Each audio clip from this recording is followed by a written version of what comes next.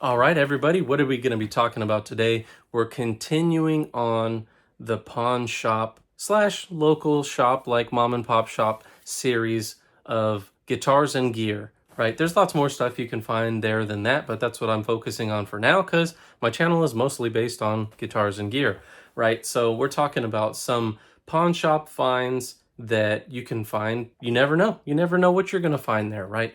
So this is another amp, as you can see here.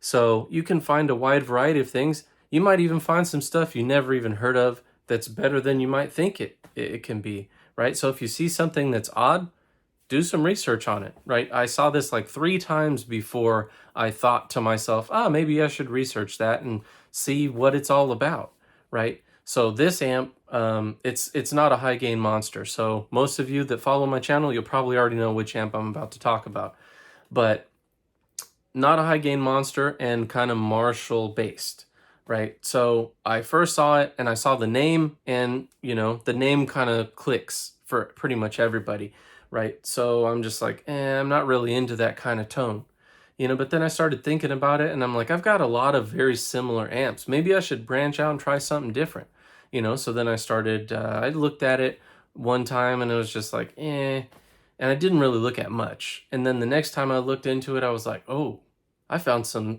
really good tone videos, those plexi tones and JMP type tones and maybe some, why am I drawing? JCM tones. That's the one that I was missing, right? So I was just like, okay, cool. Let me check this thing out, So same kind of thing. Went in there, they had the price they were asking for, which was under market value, to be fair, but it had been there for a couple months because probably the same thing. Nobody else knew what the heck this thing was, right? So I just went in there. I'm like, hey, what kind of deal can we make on this thing, And we formulated a deal well under their price, which was under market value from what I've seen for these.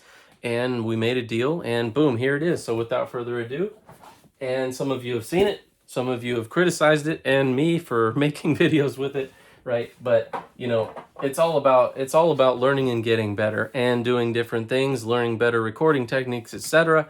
But here we're focusing on the amp itself. So this is a Brunetti Pleximan. This amp is obviously, like I said, the name Pleximan, that should trigger something. You're like, oh, it's got to be Marshall based, right? Because Pleximan, Plexi, it's pretty easy to tie together. So I'm like, you know what? I don't have anything that's really Marshall based, like primarily in my arsenal right now. So let me check this thing out for what I got it for. I'm like, okay, if it sucks, then I'm not really out that much, and I could probably sell it for the same, if not maybe a little tiny more than what I bought it for. So it wasn't really much of a risk. So then I got it because of the videos that I watched on the second go round. There was some great Marshall-y tones, and I haven't really tried to experiment with that yet because I don't really play that kind of stuff. I'm more of a either completely clean or way too distorted type of guy, right? And you can go back and you can see the couple of different videos I made on this one, and there was some very good learning there with recording techniques, and I've been really following up on it, and I have noticed a difference in some of the things that I started doing. So thank you guys for your feedback. That helps me out a lot. But for this amp has a wide variety of tones, from those sparkly Marshall cleans, like I said, plexi tones, etc. It's very Marshall-esque. I look forward to getting an actual Marshall and putting it next to this thing and trying to see how they actually compare to each other.